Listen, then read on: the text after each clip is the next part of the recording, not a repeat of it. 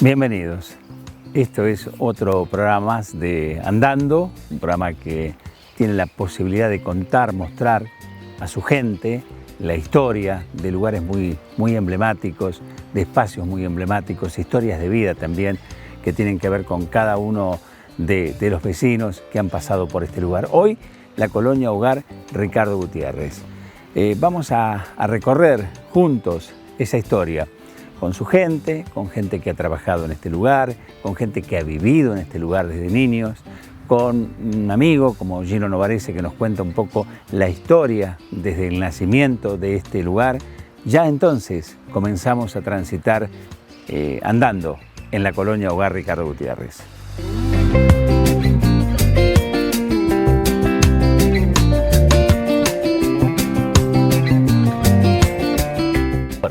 Estamos en la Colonia Hogar Ricardo Gutiérrez, en un lugar emblemático, con Gino Novarese.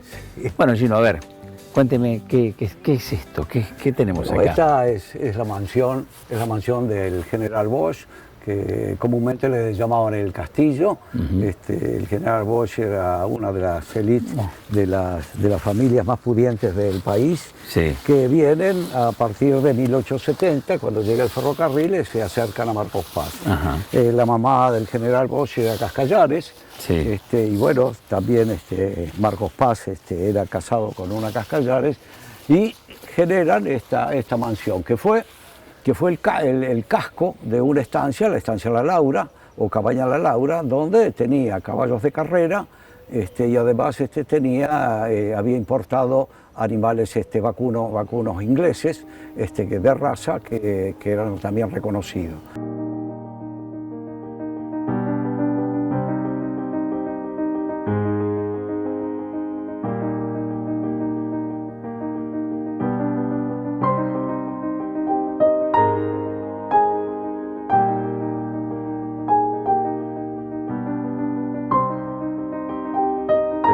Esta es una estancia de muchas hectáreas. Esta era una estancia alrededor de 500 hectáreas en principio. Estaba rodeado de otras estancias, la de José Petri, que también tiene su historia aparte, y estaban para el lado de las Heras, de alguna manera, estaba los Lacroze. Todas familias ilustres que vinieron a través del ferrocarril. En esta cabaña había caballos de carrera, y es el que de alguna manera inició fuertemente la forestación de eucalipto de Marcos Paz. En 1884 le hacen un reportaje, vienen a conocer la mansión, y hablan de que fueron importados directamente de Australia 10.000 eucaliptos para plantar en este establecimiento. Y son estos. Algunos son estos, y pudimos ir con un señor que es especialista, es viverista. Pudimos ir a reconocer uno de ellos, que está metido dentro de la espesura de este bosque, que tiene alrededor entre 5 personas, no lo podemos abrazar, es impresionante, y debe haber sido de aquel tiempo. Claro, claro. Bueno, el Bosch, como se dedicaba al turf, fue el fundador del primer hipódromo que tuvo Buenos Aires. Estuvo cerca de la cancha de River, ahí se llamaba, incluso le llamaron General Bosch a ese hipódromo. Después entró en competencia y se generó más tarde el nuevo hipódromo, el de Palermo, y bueno, que era mucho más suntuoso, y fue el que continuó en el tiempo.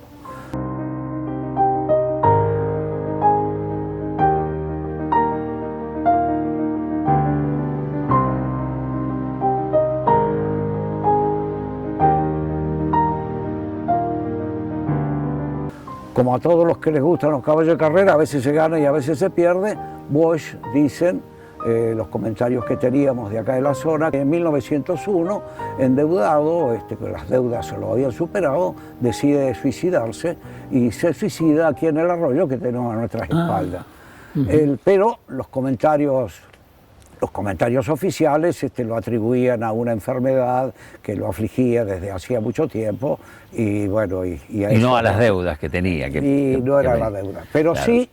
Pero sí, después la viuda en 1904 tiene que, de alguna manera, el Estado la tienta para hacer esta colonia de menores varones, y le compra todas las instalaciones. Claro. Le compra de la estancia, pero además ya habían unificado, la viuda había unificado y la estancia de Petri formaba parte ya de estas 1000 hectáreas. Claro. Y ahí, en 1904, el Estado firman la escritura de traslado, la firman en el despacho del presidente Roca, y ahí se hacen cargo para armar la colonia, la primera colonia de menores varones que tuvo el país. Claro, y era un ejemplo para Sudamérica también. Ahí no era, no, ahí fue un primer paso. Un primer paso. Y el primer paso, ¿y dónde se alojaron? Se alojaron aquí. Acá, sí. Incluso en los sótanos se veían que había grilletes, y claro, porque de alguna manera convivieron todos los chicos que tenían problemas de calle, que no tenían, que eran huérfanos, que estaban desprotegidos, los traían y todo estaba en la administración, todo era esto. Había grilletes donde algunos que no los podían manejar en aquel tiempo, estamos hablando de 1904, seguramente los engrillaban en esos sótanos.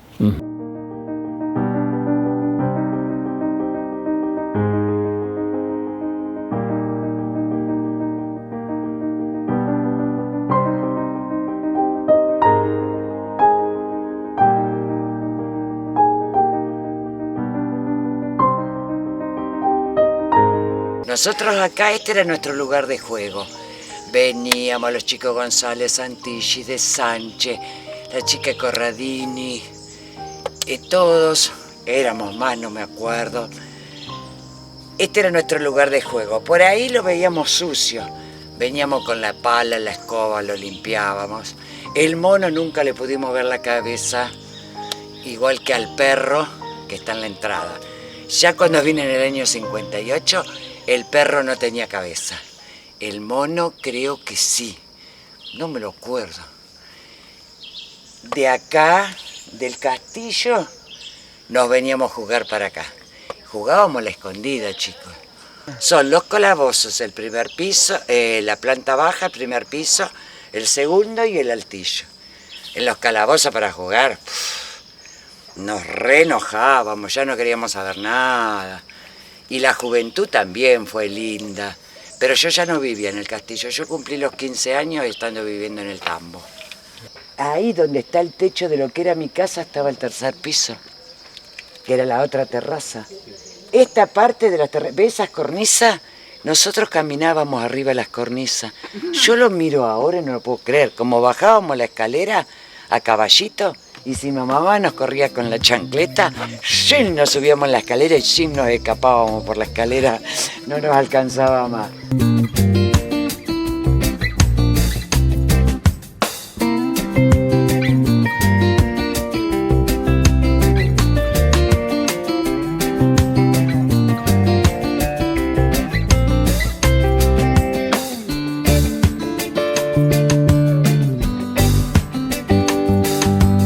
Vivimos en el castillo y mirándolo de acá para allá, nosotros vivíamos en el ala izquierda, que es el que da para la gruta, en el primer piso. Vivimos ahí un tiempo solo, después vino don Mario Landro con su familia, su señora y sus 2 hijos.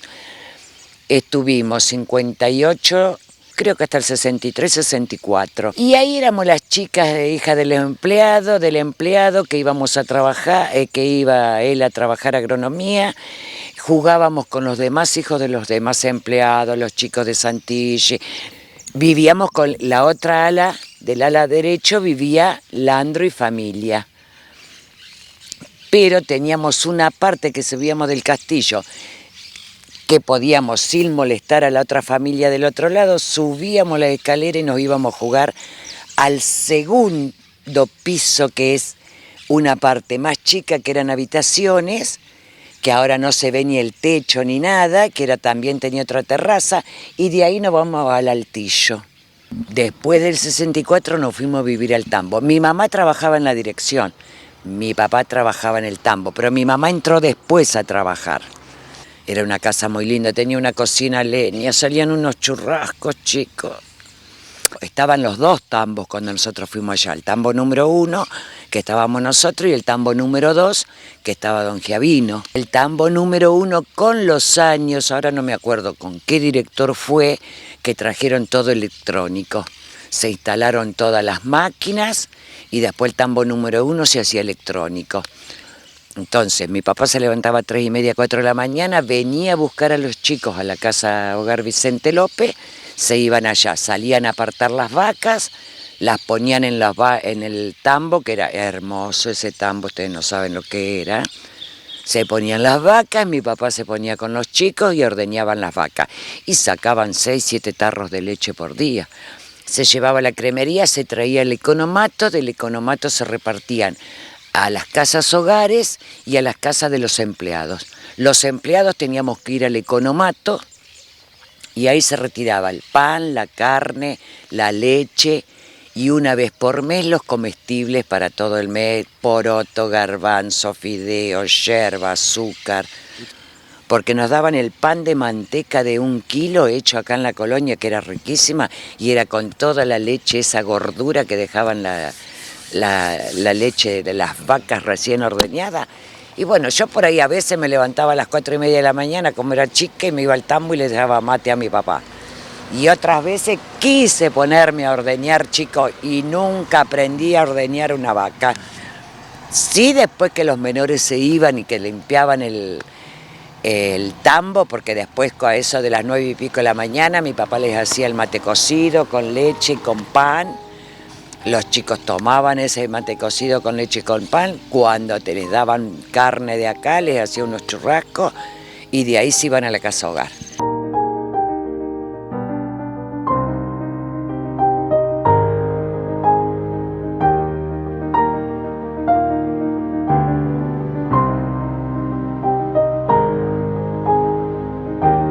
Teníamos todo. Ahora no podés entrar a ningún lado, pero todo. Teníamos en la época del cura Roldán, teníamos el cine todos los sábados, venir al cine, del cine íbamos al club de empleados, que había un almacén. Acá esto es lo que es a la vuelta del economato que vos ves de la cancha de básquet por ahí. Esto era el club de empleados, era una comisión de clubes y se le daba la concesión a alguien que ganaba y tenía un almacén. Entonces estaba el almacén, que yo me acuerdo siempre de la familia Lobo. Después cuando yo me fui a trabajar en Chauste sí que hubo otra. Pero era la familia Lobo, el almacén, teníamos todo ahí y el club de empleados. Entonces todos los empleados a la tarde, después de dejar de trabajar, se iban a jugar a las cartas. Se sentaban a tomar una copa, estaban ahí, se reunían y era una cosa de pasar el momento. El sábado nosotros era salir corriendo del teatro que terminaba la película, el mismo club de empleados cuando aparece la televisión compra una televisión, la pusieron contra una pared. El Zorro y el Club del Clan los sábados, Johnny Tedesco, Palito Ortega, Violeta Rivas, salíamos corriendo del teatro para ir a ver... y del Zorro y todas las películas, se veía, ellos nos ponían una película, una cosa y teníamos ahí todas las tardes para ir a ver el club. Era lindo, después se hacían los bailes, venía gente de Cañuela, teníamos la orquesta La Herencia de las Heras, venía gente de las Heras, de Merlo, unos clubes, unos bailes, unos pasodobles, cumbias que habían aparecido, tango, todo. Se llenaba de gente, acá eran unos bailes hermosos los que se hacían. Y yo miro la cárcel y digo, pensar que yo anduve en esos campos a caballo para apartar las vacas para ir para el tambo y te da como una angustia.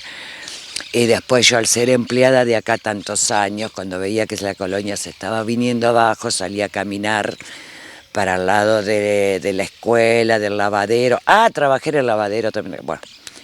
Salía a caminar y con la angustia que me agarraba, yo veía cómo se venía todo abajo, me acuerdo de los bailes de carnaval de esa época, los empleados que se mataban por hacerse un disfraz, a ver quién era más lindo, había premios. Pues no te olvides que en esa época yo vine aquí, habría 120 empleados, y esos 120 empleados con sus hijos, y cada uno teníamos nuestra casa, y teníamos, la luz te venía de las 7 de la mañana, a las 11:30, a las 11:30 del mediodía, te hacían un guiño, se decía la luz, era un guiño, bajaba la luz. A los 5 minutos, quería decir que a los 5 minutos te cortaban la luz.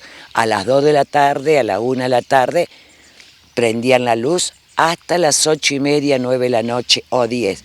El guiño, sabías que en 5 minutos se cortaba la luz y hasta el otro día no tenías.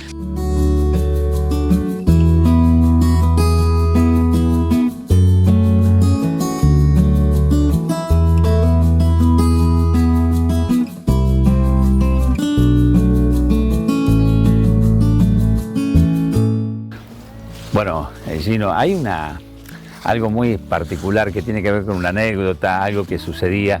¿Se cobraba peaje en aquel entonces por estos lugares? Sí, sí, es cierto. Doña María Iribarne, que me había dado unas cuantas fotografías cuando estábamos en la pesquisa de toda esta historia, nos cuenta que el abuelo de ella estaba a cargo del puente donde se cobraba peaje. Para llegar a esta mansión había que cruzar el arroyo. Además, había que hacer un camino. Bueno, Bosch le hizo el pedido a la municipalidad de Marcos Paz y le hicieron el camino exclusivo que desembocaba en ese puente que está aquí a nuestras espaldas. Está ese puente en el arroyo. Todavía quedan los pilares. Bueno, ahí había ese puente, para cruzar ese puente, incluso que comunicaba los dos campos. Estaba en la esquina de los dos campos, de José Petri y de Bosch. Para cruzar el puente cobraban un peso para el caballo, y si cruzaba con un carruaje eran 2 pesos. Y bueno, los comentarios por ahí de pueblo dicen que bueno, la deuda de Petri, de José Petri, fue tan grande, los campos valían tan poco que bueno, después termina perdiendo el campo. Bueno. Después todo fue de Bosch. Bueno, seguimos con esta historia. Llegamos al año 1904. Allí es donde se hace la venta, la viuda de Bosch con Roca, que era el presidente, y ahí comienza una historia para traer jóvenes en situación de calle a este lugar. Exacto.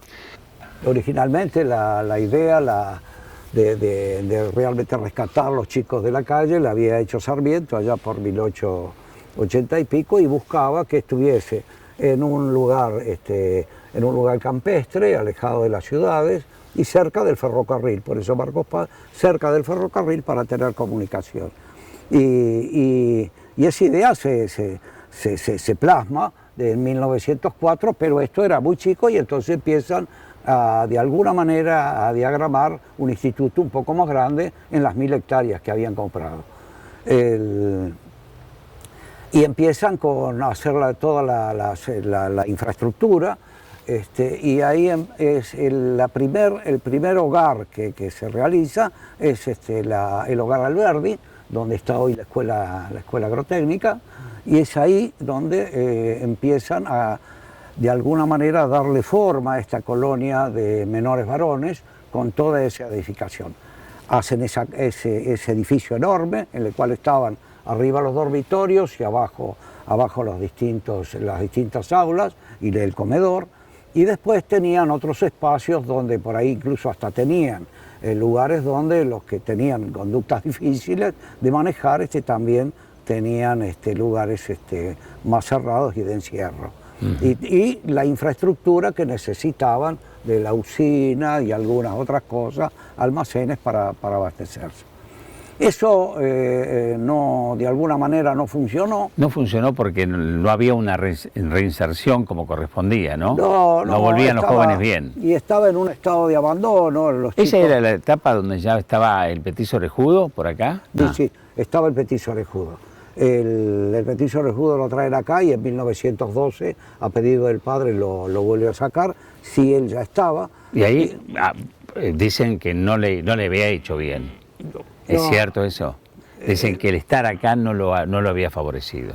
Él tenía... O tenía un estilo, una conducta ya tenía muy una conducta un poco anormal, y creo no lo podía favorecer nada porque tenía unos desvíos mentales que por ahí lo llevaban a esa situación. Porque los crímenes más grandes se producen después, ¿no? Los hechos más graves se producen después del paso por acá. Exacto.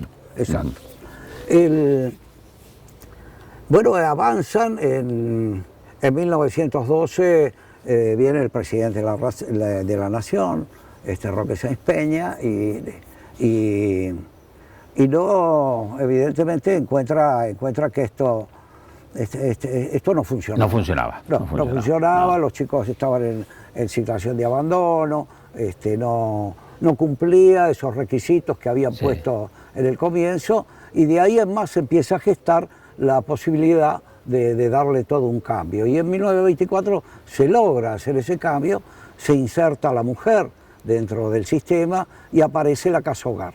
La casa hogar en la cual los chicos estaban contenidos, 30 chicos estaban contenidos por una familia, un padre, una madre sustituta, e incluso la familia, porque también los hijos convivían y iban al colegio con el resto de los chicos. Claro. Y eso realmente fue la época de oro que empezó a marcarse en 1924 y le cambiaron el nombre, empezó a llamar la Colonia Hogar Ricardo Gutiérrez. Claro.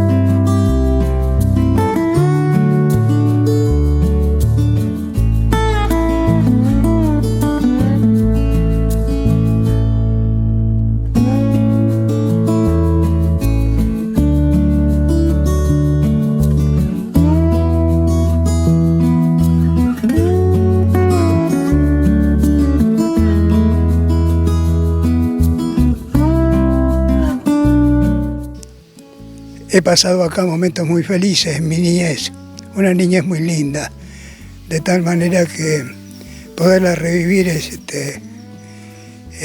me da una satisfacción enorme. Nací acá un 27 de mayo de 1930. Mi padre era panadero, vimos progresar esto, vimos una organización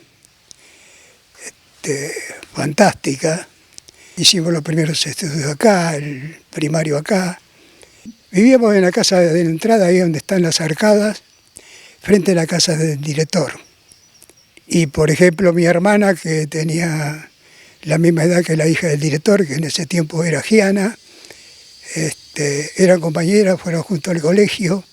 Pero íbamos a la escuela conjuntamente con los menores, sin ningún tipo de problema, al contrario, éramos amigos, estudiábamos juntos, de muy buena relación, porque cuando se habla de la colonia a veces se confunden. Cuando fue la colonia de Gutiérrez realmente, y perteneció al menor y la familia, yo hasta el día de hoy estoy sorprendido de la organización que esto tenía, que creo que le ha significado a los chicos salir con una gran preparación. Yo tengo el ejemplo de alumnos de mi padre que lo venían a visitar y demás.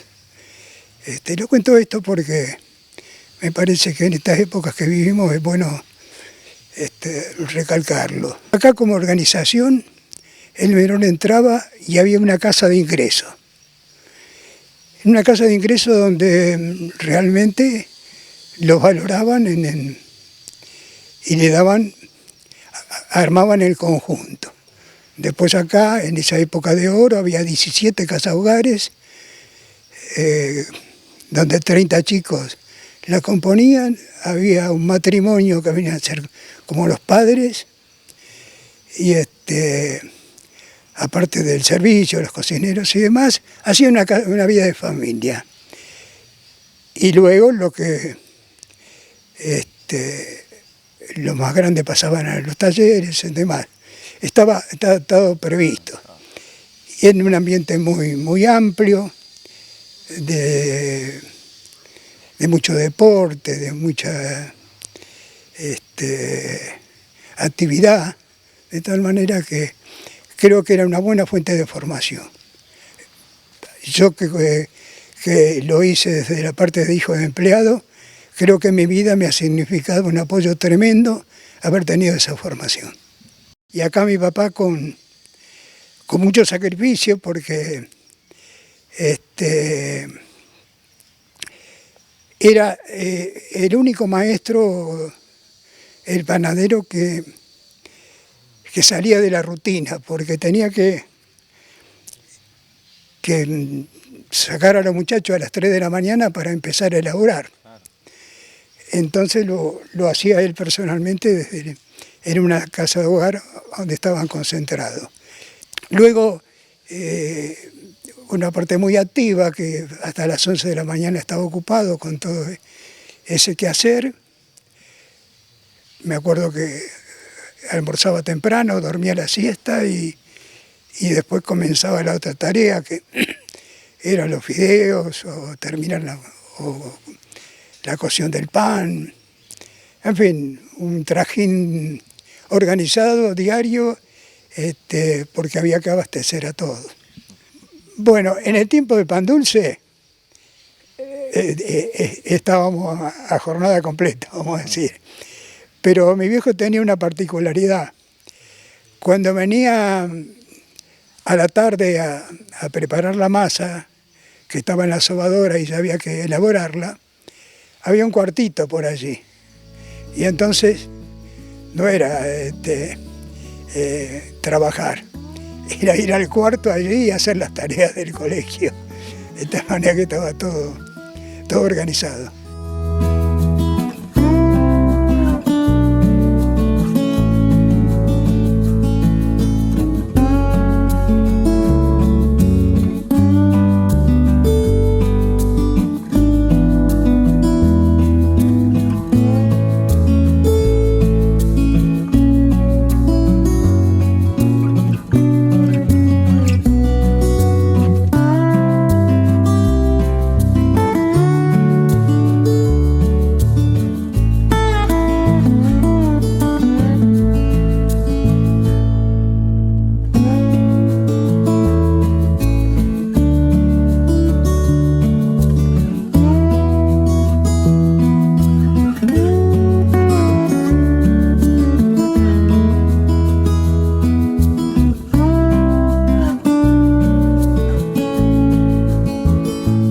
Es que acá, esta es la panadería, acá al lado tenemos el economato.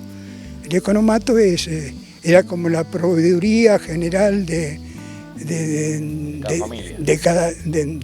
los establecimientos, pero a su vez a las familias le daban en ese entonces la carne, la leche y el pan. Entonces éramos chicos, andábamos con la bicicleta y como que aprendimos a trabajar también, porque con la bicicleta le llevábamos al farmacéutico a Folgar, al hospital que queda unas cuantas cuadras de acá, y así con Mario Giglio, con mucho de eso de mi época, habíamos hecho como un equipito y entonces nosotros teníamos como un trabajito extra y un entretenimiento extraordinario, porque nos divertíamos y andábamos en bici un rato, y los sábados mi viejo hacía unas tortitas negras, tortitas blancas, ¿no? Y a mucha gente que vivía le llevábamos y nosotros teníamos el reparto de los sábados también, que alguna monedita venía, sí, porque hay que hacerlo un poco menos esto. De tal manera que con todo esto que le estoy diciendo, no había momento para aburrirse ni para estar, al contrario, siempre era una alegría más. Y después vino la época que se instaló el Ministerio de Obras Públicas, y vimos toda la construcción de este teatro. Que la gente, digo yo, y muchas veces lo pienso. Es un monstruo este teatro. Claro, la gente, ¿qué pensará? Para 600, para 700, ¿cómo es? Pero en ese tiempo eran 1.200 empleados y 600 alumnos. De tal manera que Yo tenía un tío que trabajaba en el Ministerio de Obras Públicas, era todo muy familiar, de tal manera que también nos entreteníamos viendo avanzar el teatro. Quiero contar con la mayor amplitud la realidad de esto, que fue un orgullo nacional. Yo soy testigo de haber visto desde muy chico, pero ya teniendo 10 o 12 años, gente de Europa que vino a ver este modelo para implementarlo. Yo vi las delegaciones, de tal manera que soy un animal viviente de esta institución. Acá se filmó la película Y mañana será nombre. Yo en ese tiempo fue en el 38, 8 años. Entonces, con mi hermano y mi hermana, con la bicicleta, la seguimos, pero no era como ahora que la película van y la hacen en un poco tiempo. Acá estuvieron 3 meses. 3 meses para nosotros fue una alegría con la bicicleta.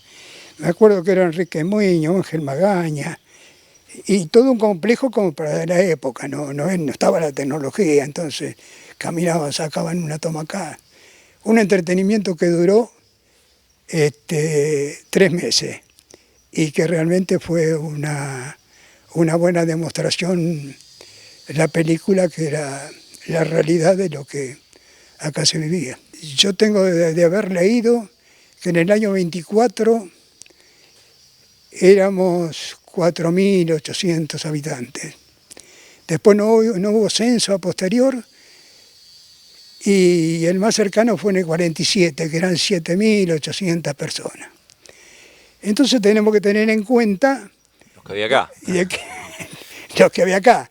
Si tomamos los 4.000 del 24, pongámoslo en 5, si acá teníamos 2.000 y pico de personas, en definitiva, la colonia en su momento fue una fuente de trabajo para la gente de Marcos Paz.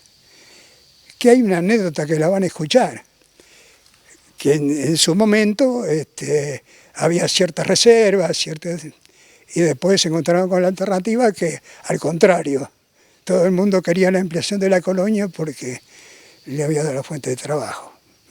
Marcos Paz era más bien una zona tambera, estaba la casa de ramos generales de Gran, que ahí íbamos a comprar algunas cosas,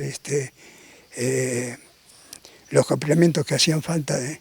Y esa era nuestra vida. Yo cuando fui al colegio no fue ningún sacrificio, en un charré, en un tipo de diligencia, porque era de 2 caballos con un tipo carro cerrado. Todos los días salía, todos los días llegábamos, todos los días. No era fácil porque los 10 kilómetros estos se ponían pesados para funcionar.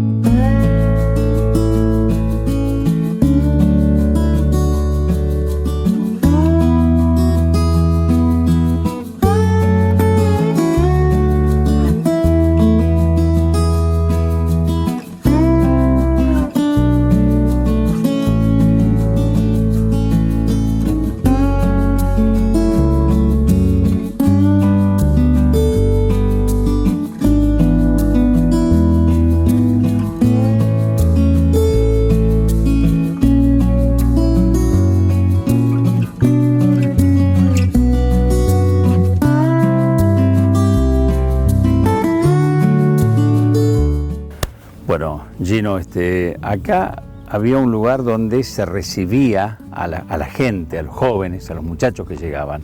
¿Cómo se llamaba ese lugar? Era realmente la parte más importante de todo esto, que era la casa de ingreso.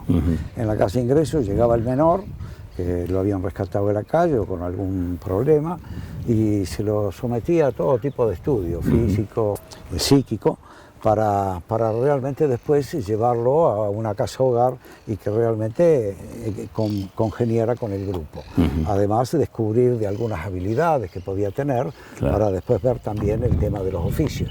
Y en esa casa estaba un tiempo determinado, tenía su habitación independiente, donde realmente convivía ahí con todos durante todo el día, y iban observando especialistas, claro, psicólogos de aquella época, lo iban determinando las características de su personalidad, de ese chico, para después realmente ubicarlo y que funcionara dentro del grupo. Esto era muy importante, esa parte, porque tamizaba. A raíz de eso también aparece en 1934 la necesidad de apartar del grupo los personajes o los chicos que tenían conductas que no se podían manejar así tan libremente. Y entonces aparece ahí Retiro, que ya había en Retiro, era tipo cárcel, con otro tipo de cuidados, y ahí los iban separando.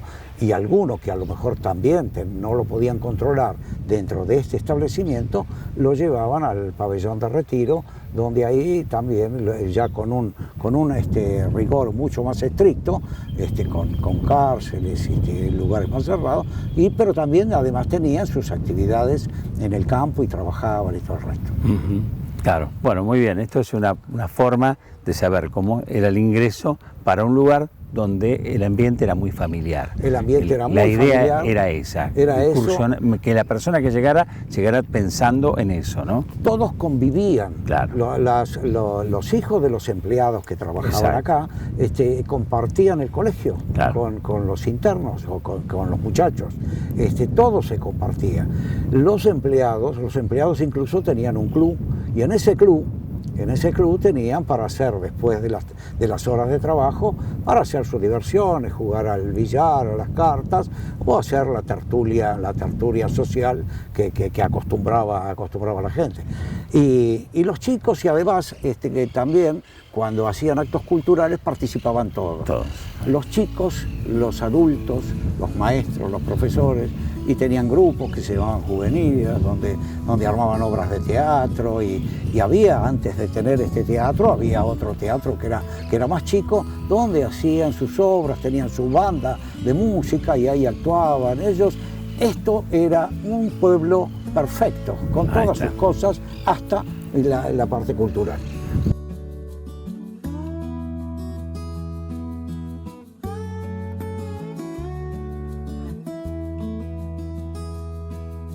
Sí, llegué desde otro colegio de menores, Capitán Sarmiento de Olivera, a los 10 años, y estuve acá hasta los 18. Para mí era una familia más, yo que no tenía, entré sin familia aquí dentro, y de pronto encontrarme con celadores, la mujer de los celadores que nos cocinaban y también nos cuidaban, te daban la pauta que era una familia, te trataban como familia. Y como pasa cotidianamente en cualquier familia, te portás bien, andabas bien. Y si te portabas más, siempre recibías un castigo. No digo corporal, pero sí te quitaban el jugar al fútbol, jugar a la dama, al ajedrez que jugábamos aquí, o te quitaban la televisión que en ese poco había. Pero cosas así, lo que te hacían ellos era quitarte lo que a vos te gustaba. Y a la mañana nos levantábamos creo que sería a las 7, creo que era una cosa así, y dependiendo de si ibas al colegio a la mañana, ibas al colegio hasta las 12 del mediodía, salías de acá y después a la tarde ibas a talleres, o era al revés, si ibas a la tarde, a la mañana iba al taller hasta las 12 del mediodía.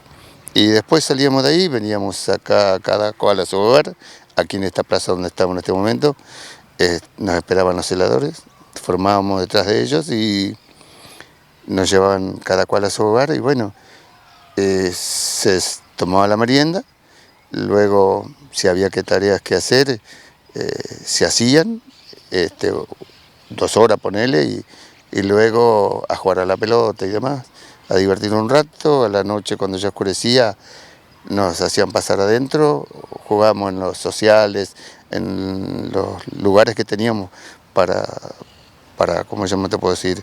Los juegos de mesa, más que nada eran. y bueno, hasta que llegaba la cena. Y estuve en colchonería, escobería, ebanistería, en carpintería, y luego me llevaron acá a la huerta, la parte de huerta, en la cual ahí terminé ya manejaba los caballos y demás, y que siempre toda la vida anduve con el carro y el caballo repartiendo la verdura a todos los hogares aquí de la colonia. Sin duda, debo lo que soy a la colonia y a sus empleados. Hoy por ahí, para mí, mi padre, aquí llegué sin familia, pero mi padre fue el señor Basualdo y Luisa, su esposa, mi mamá, de hoy, gracias a Dios, vive todavía, y para mí son mi familia. Amén de que después, con el correr de los años, encontré a mi propia familia, que de hecho somos muchos. Aquí la colonia tenía una casa en San Justo, y te daban la opción, o querías estudiar, ibas al Pellegrini, y si no, era trabajar. Y en San Justo tenían una casa, un chalet, en el cual estaba un maestro que se llamaba Landro, que él se encargaba de conseguirte los trabajos, ya tenía conexiones. Y entonces vos vivías como en tu casa, pero a su vez estabas libre, y trabajábamos. Y bueno, y así hasta que después un día, bueno, decidí alquilar una pensión y me fui. Aquí conocí a la sobrina de la enfermera, señora Guiñazú. Nos pusimos de novio con el tiempo, seguí viniendo, me puse de novio, y a los 20 años nos casamos. El señor Jep, en ese momento director, yo me estaba por casar en Moreno, donde vivía, pero él me pidió por favor que me casase acá, como para dar un ejemplo a los menores que estaban acá, y fue el primero que se casó aquí dentro. Estoy seguro, lo más grande que me pasó. Después de estar tanto tiempo encerrado y de pronto venir y casarme aquí dentro era increíble. Y tengo 4 chicos, 2 casados y 2 conmigo. Te tengo una anécdota que el otro día cuando vine yo solo con mi familia, pedí permiso, me la dieron, y anduve por el Guido, y ahí atrás hay una cancha de fútbol. Entonces vine con todos mis sobrinos, y vine aquí y vine con mis nietos, con mi nieto, tiene 15 años, y mis sobrinos, y se pusieron a jugar la pelota. Entonces yo le decía en la filmación que yo estaba haciendo, dije, es increíble que después de tantos años, otra generación de Flores vengan a jugar aquí, porque está jugando a mi nieto cuando yo corría ahí. Es fuerte. Sin duda, y soy lo que soy, ya te digo, gracias a cada uno de los empleados que están aquí dentro. Hace muchos años yo encontré a mi familia, a uno de mis hermanos por intermedio de la televisión, en el programa Gente que Busca Gente, y tuve el placer de encontrar a mi hermano. Y alguien me hizo una pregunta, ¿cómo me crié? Y yo le dije que como pasaba hoy en día, cuando te agarra la policía andando en la calle, te llevan a un colegio de menores. Esta señora, la chica, la secretaria de Elías Salgado, me dijo, es lo peor que te puede haber ocurrido. Yo le dije que no fue lo peor, fue lo mejor. Si no, hoy por hoy no estaría hablando con vos, si no tenía la educación que tuve. Lo peor que viví en todos los colegios menores fue el hecho a la tarde de los domingos, a la mañana, venía alguien de la dirección al hogar donde yo estaba y nos hacían formar. Y esta persona, no sé quién sería, venía con una lista de quienes venían los padres, la familia a verlo. Y eso es la peor parte para mí durante toda mi vida. Nunca nadie me vino a visitar.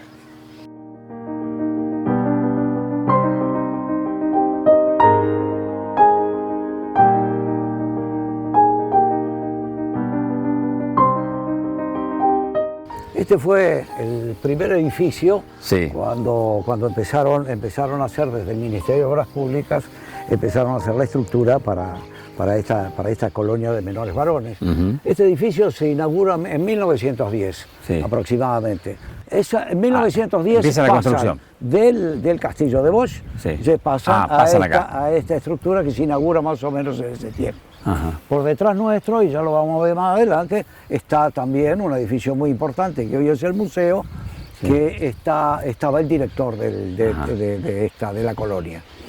Y aquí delante nuestro tenemos el cine teatro, el teatro, mejor dicho, que no fue cine también, pero era básicamente teatro, que fue la última obra importante que se hizo en la colonia alrededor de 1944, 1945. ¿Todas estas obras fueron hechas con aporte de los jóvenes que estaban acá o venían empresas a construir? En principio vinieron empresas, porque no había cantidad de chicos, ni había oficio suficiente. Sí se ve cuando esto pasa a ser casa hogar, después de 1924, las 17 casas hogares que se hicieron en ese tiempo, más instalaciones que hacían a esto, que fue como si fuese una ciudad, todo eso fue hecho realmente por los chicos. Esto era como una ciudad. Esto era una ciudad. Claro. Todo se hizo con los chicos y con el oficio.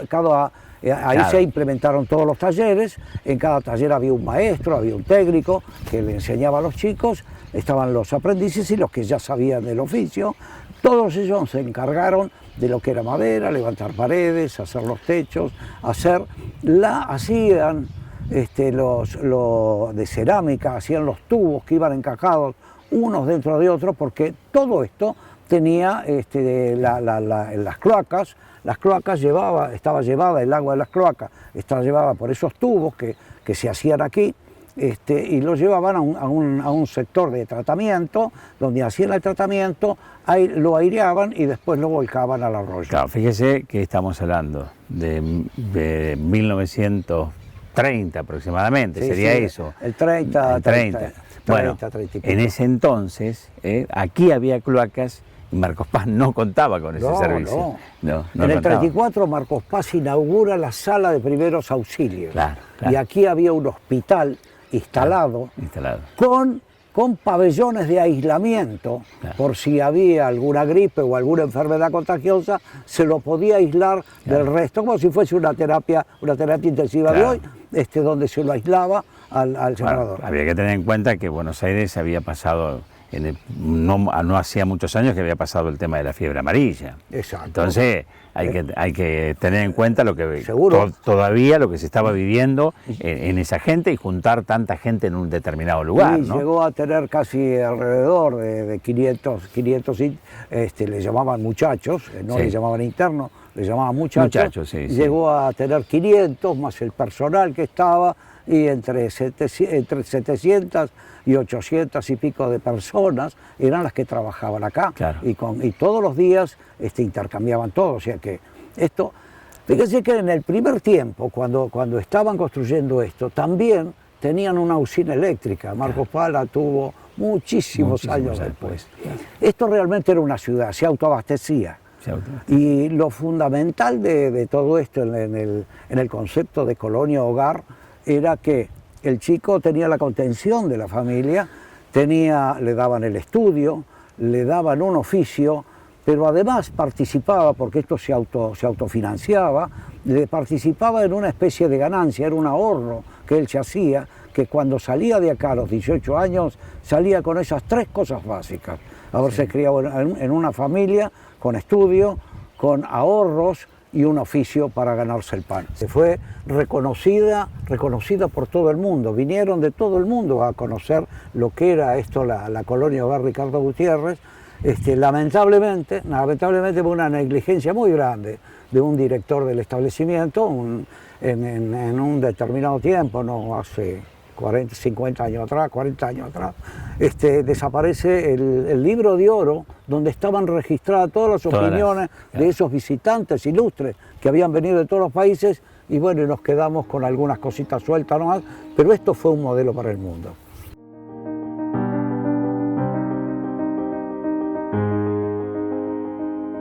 De parte de mi viejo soy la tercera y de parte de mi vieja la 4ª generación acá adentro. Y mi papá laburó siempre en la carpintería de acá de Colonia. El primer trabajo entró a los 13 años acá. Y el primer trabajo que hizo fue embalar los mosaicos para el complejo Chapamalal. El primer trabajo a los 13 años, entró como cadete y al 18 quedó efectivo. Se jubiló con 49 años de servicio. Y antiguamente sí, mi viejo ya era hijo de empleado, vivía acá y bueno, cuando se casó con mi vieja fueron a vivir al puente de la colonia, que había una casa, que ahí vivía mi abuelo, el padre de mi vieja. Un año se inundó 9 veces la casa con el arroyo y vinimos para acá, a lo que era, le decían el conventillo. Eran 6 departamentitos y ahí vivíamos. Con la chanchería había 26 parideras, con toda una pista redonda, y ahí estaban los chanchos. Y mi abuelo sacó 4 años seguidos, primer premio en la rural con los chanchos. Y el hermano de mi viejo sacó 2 años el toro, Orlando Argentino, premio en la rural. Y acá en su momento a los empleados una vez por mes se les daba el razonamiento, que se llamaba, en Economato vos ibas, una vez por mes te daban la lata de dulce batata, el cajoncito de dulce membrillo, queso fresco, queso de rallar, fideo, garbanzo, poroto, aceite, y todos los días de lunes a viernes te daban el pan, un tarrito lechero, depende de la cantidad de hijos que tenía la familia, era 1 litro o 3 litros, y la carne, de lunes a viernes te daban. En dirección hasta el castillo eran todo un rosal de los 2 lados. Eran todo palo de luz y estaban todas las rosas se llamaba. Y de un lado estaba el monte de ciruela y de otro lado estaba el monte de durazno. Que venían los chicos con la casa hogar, se llevaban la fruta y era de postre para los mismos chicos. Desde la plaza de la Colonia hasta el tambo ibas por vereda, sin mojarte los pies, todo vereda de baldosa. Cada casa hogar tenía una cancha de fútbol y una cancha de básquet. Había muy buenos deportistas, estaban los flacos Barra, que era saltaban en alto, tiraban jabalina, Santille tiraba jabalina, muchos que iban a competir afuera con los mismos chicos. Y acá iban a River, a Boca, a todos lados.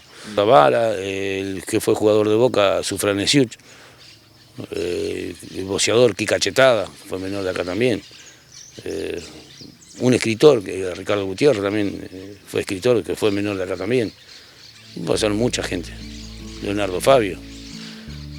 Así que no, pasó gente por acá. La colonia Hogar Ricardo Gutiérrez ha tenido gente importante, relevante, que ha pasado por este lugar, pero uno de ellos tiene que ver con un atleta olímpico, como fue Zavala, ¿no? Sí, y mucho más importante, que trascendió de alguna manera los límites del país. Zavala llega acá a la colonia con 9 años, y en 1932, porque fue entrenado y acompañado por el que era el profesor de gimnasia o el instructor de gimnasia de acá, que lo había entrenado, se van a Los Ángeles y gana la primer medalla de oro, pero fíjese que es la primer medalla de oro de un hispanoparlante que es ganada en el mundo.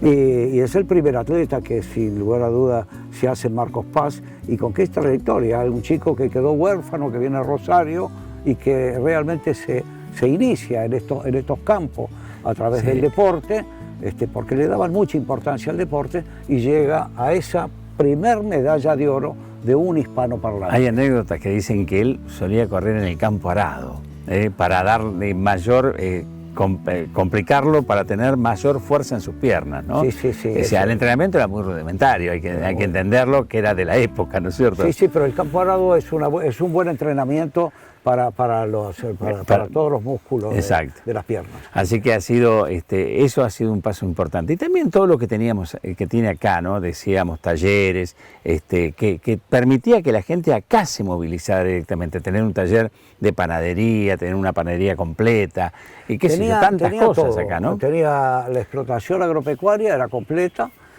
tenía premios por lo que habían sembrado, creo que premios en Europa por el lino que habían cosechado. Se autoabastecían de todo lo que necesitaban del campo, tenía su huerta enorme, criaba porcinos.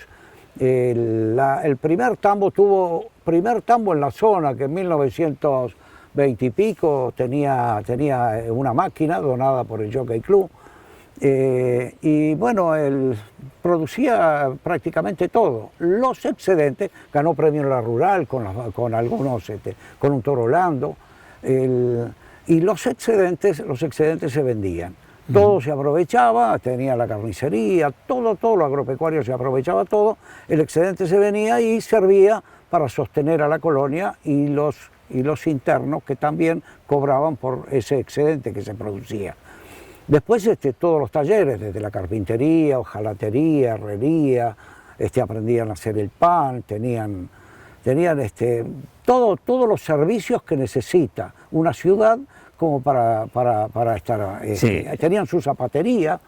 En una época que todo era muy artesanal, ¿no es cierto? Ahí en la zapatería hay una familia que viene, que después queda en Marcos Paz, que son los que eran maestros, los Algieri. Hacían taller mecánico para arreglar, porque tenían su usina. La usina ya en 1910, este pabellón tenía luz. Claro. Que tenían una usina que le proveía la luz. Tenían además, se hacían las puertas, las ventanas, se hacían los mosaicos, los chicos aprendían a levantar paredes y a construir, hacían prácticamente todo y hicieron algunos trabajos para la Casa de Gobierno, para el Teatro Cervantes, hacían zapatos de fútbol y los vendían, y hacían zapatos para todas las penitenciarías, los botines patria para los internos de las cárceles. O sea, esto era espectacular.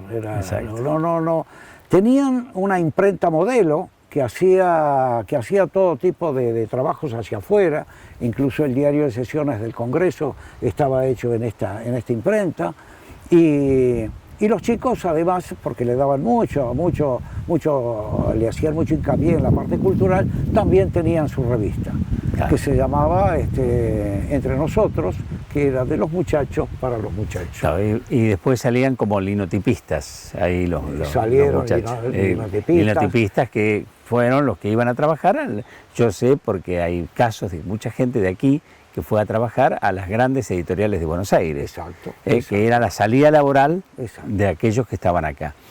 Yo me quedé sorprendido cuando empecé a recolectar las primeras fotografías, no lo podía creer, fotografías que no iban más allá de 1945, esta era la última, me interesaba la historia y no por ahí lo que quedó, sino la historia real, y bueno, quedé sorprendido, desde las imágenes de lo que le decían el castillo de Bosch, hasta todas las instalaciones, las escuelas, los chicos, sus lugares, donde estaban, las participaciones, verlos competir en la cancha de atletismo, que era espectacular, en la pileta de natación. Bueno, quedé asombrado y gracias a eso después lo unimos al trabajo que había hecho María de los Ángeles Algieri, con su preparado cuando se recibió de historia, con su tesis. Bueno, pudimos armar el libro que por ahí ustedes ya conocen. Un libro muy lindo. Chino, gracias. No, a ustedes por la difusión. Bueno, llegamos al final de otro programa más, Andando. Una recorrida que hacemos con su gente, con su historia, con sus lugares.